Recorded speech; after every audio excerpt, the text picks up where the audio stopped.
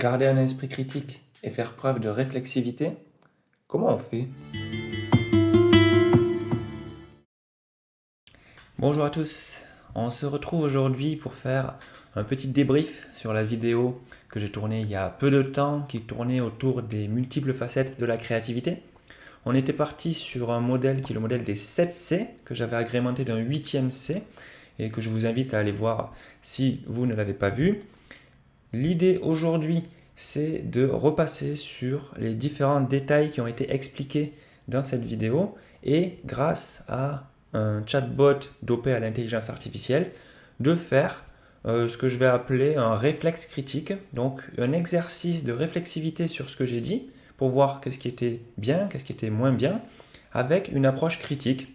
L'idée étant que je vais tenter avec ces interactions de me mettre à l'épreuve et de modifier, ajuster ceux qui auraient pu être mal dits, ceux qui auraient pu être imprécis. Et donc vous allez voir une suite de petits prompts qui serviront de tests, d'exercices pour moi-même et qui vous donneront une méthodologie aussi pour apprendre, des ajustements sur ce que j'ai pu dire dans la précédente vidéo que je vous invite à consulter si vous ne l'avez pas vue. Voilà, donc on va y aller, ça va démarrer. Je vais partager mon écran. Comme vous le voyez, on est sur ChatGPT. L'idée, c'est que je vais lui donner un transcript de la vidéo qui parle de créativité. Comme je l'ai mis ici, elle aborde les multiples composantes du concept de créativité en reprenant un modèle issu de la littérature scientifique.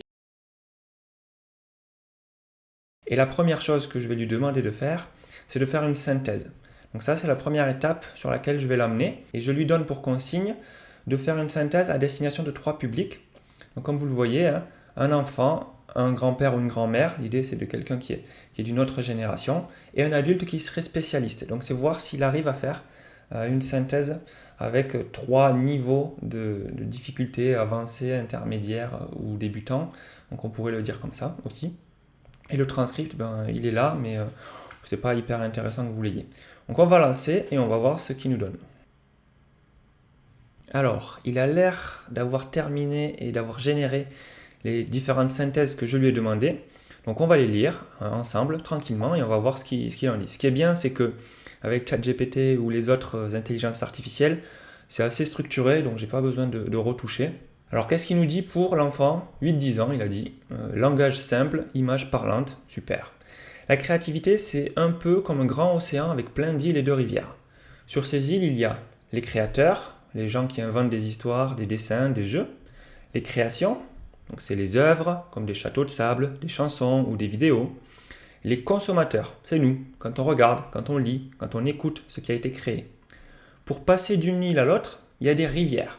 Il y a la rivière de la création, le moment où on invente, les chemins d'apprentissage, ce qu'on apprend pour devenir meilleur, les ponts de collaboration, quand on invente à plusieurs, et le chemin de la consommation, quand on montre son travail au public ou quand le public le reçoit. Autour, il y a des rochers, ce sont les contextes, c'est-à-dire l'endroit où on vit, nos amis, notre école. Tout ça, c'est tout ce qui influence notre créativité. Bref, la créativité, c'est un voyage où chacun peut devenir explorateur, construire ses propres créations et les partager. Donc là, ben écoutez, je ne sais pas si ça vous aide à mieux comprendre. Il y a des jolies images, comme il le dit, langage simple, images parlantes. Et franchement, ça résume assez bien ce que j'avais dit dans la vidéo précédente. Bon, il n'y a pas l'illustration et le dessin, mais ça, vous pouvez aller le voir dans la vidéo. Alors, voyons comment il parle à un grand-père ou une grand-mère. Alors là, pareil, langage familier, analogie concrète. Ok, familier parce que c'est le grand-père ou la grand-mère, donc vous êtes censé le connaître ou la connaître. C'est ça, je crois qu'il a fait c'est ça qu'il a fait comme raccourci. On peut voir la créativité comme un grand jardin ou un marché animé. Donc vous avez compris, hein, les grands-pères ou les grands-mères, ils font du jardinage, sinon ça va pas. Hein. Et ils vont au marché aussi. Hein. Bon, il y a les créateurs, comme les jardiniers ou les artisans, qui cultivent ou fabriquent quelque chose. Il y a les créations, qui sont les fruits, les légumes, les objets qu'ils produisent. Et puis il y a les consommateurs, ceux qui goûtent, ceux qui apprécient ou achètent. Pour que tout cela existe, il y a les processus. Il y a le processus créatif, le travail de la terre ou de l'atelier. Le parcours d'apprentissage, les curricula, c'est l'expérience acquise avec les années. La collaboration, c'est comme travailler à plusieurs sur un champ ou une œuvre. Et puis la consommation, c'est quand on partage ses fruits avec les autres. Et tout se déroule dans un contexte, comme le climat ou la saison pour un jardin, la société, la famille, la culture. Sans public, sans reconnaissance, la créativité reste cachée comme un fruit qu'on n'a pas cueilli. J'aime bien l'analogie qu'il fait. C'est intéressant. Il a tiré une métaphore. Bon, il y a mieux à faire, il y a moins bien aussi, hein. On ne va pas juger là, mais en tout cas, encore une fois, c'est parlant.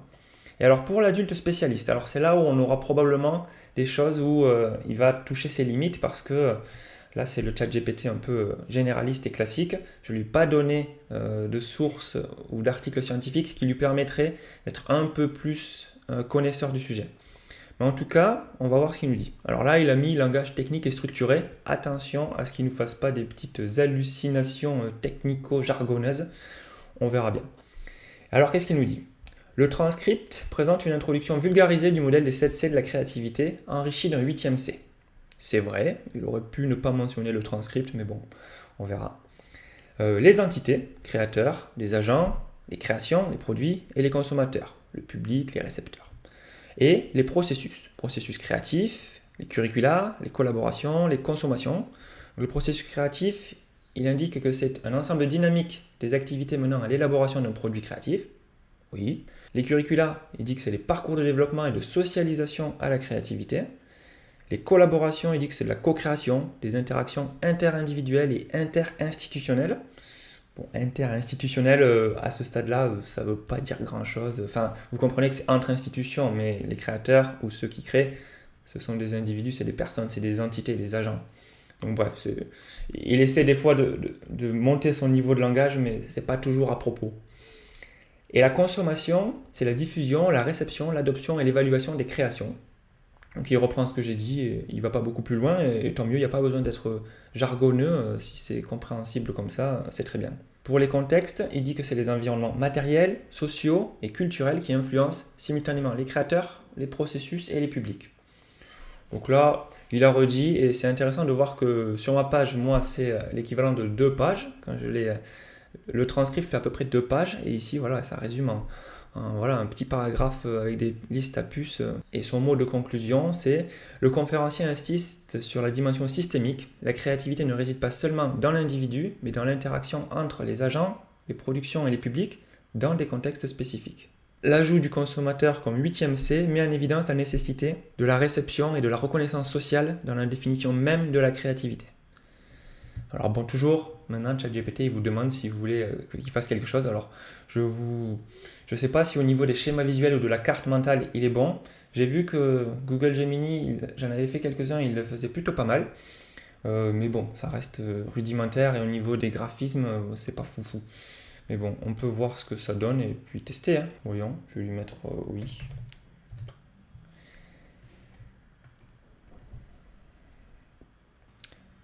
Bon, ça arrive, mais vous voyez que si vous n'avez pas la version premium, et tout ça pour faire, ah, ok, c'est joli, c'est pas mal, mais bon, j'aurais pu le faire, un enfant de 5 ans aurait pu le faire, mais bon, elle est pas mal cette image. Bon, là, je lui ai fait faire une synthèse, donc voilà, ça fait partie des activités que les IA génératives, elles peuvent faire aujourd'hui.